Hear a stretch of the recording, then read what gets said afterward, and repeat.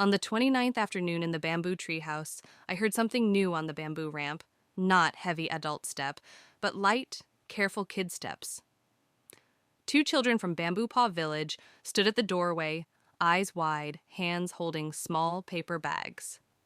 Pultu blocked the entrance for 1 second, sniffed, then moved aside with a slow tail wag. Permission granted. "Can we see the treehouse cats?" one whispered. Inside, Nila, Ravi, and the baby froze. Bells, tink-tonk-tanks went quiet. Strangers had once meant danger. Hands had not always been kind. Old fear flickered in their eyes. I knelt between the kids and the cats. "Treehouse rule," I said softly. "Soft paws. Kind hands." I showed the children how to sit on the floor, palms open, no grabbing. We poured the treats from the little bags into a bowl and placed it in the middle. Nila moved first, one step, then another. Tink. She sniffed the bowl, then the nearest small hand. No pulling, no loud noise, just a slow giggle and a gentle stroke down her back. Ravi followed, Tonk low and brave, letting a tiny hand pat his shoulder. The baby kitten darted in and out like a little fish, stealing one treat at a time and racing back to safety, making everyone laugh without knowing she was healing old stories in their heads. By the time the children stood to leave, Nila was rubbing against their legs. Ravi sat calmly nearby. On the 30th day in the bamboo treehouse, I checked the little diary and smiled. "Today is your bamboo birthday," I told Nila, Ravi, and the baby.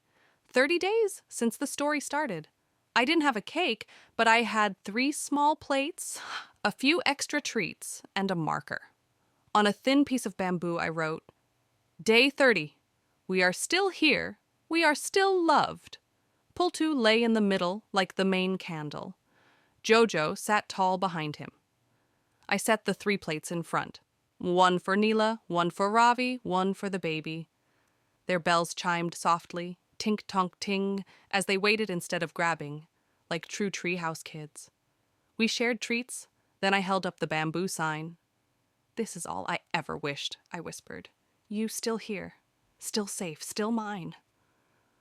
No balloons, no party hats, just 3 rescued hearts, 1 quiet room in the sky, and a tiny board that said, "We made it to day 30. On the 31st morning in the bamboo treehouse, the air felt extra soft, like the whole tree had taken a long, happy breath after our day 30 bamboo birthday. Instead of going straight to breakfast, I sat on the floor in the middle of the room.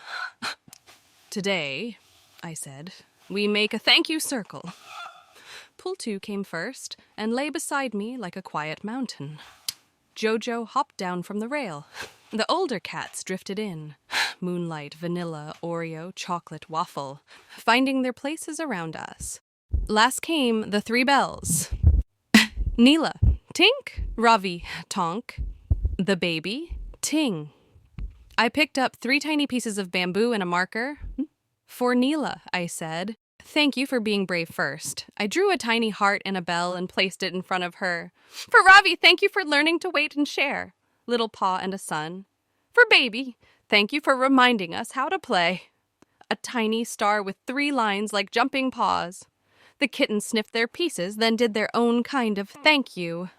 Nila rubbed her face against Pultu's leg. Ravi pressed his side against Jojo.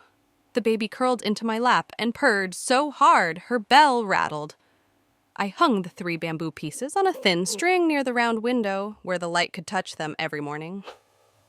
Episode 1 was rescue. Episode 20 was new becomes family. Episode 30 was bamboo birthday. Episode 31 is this.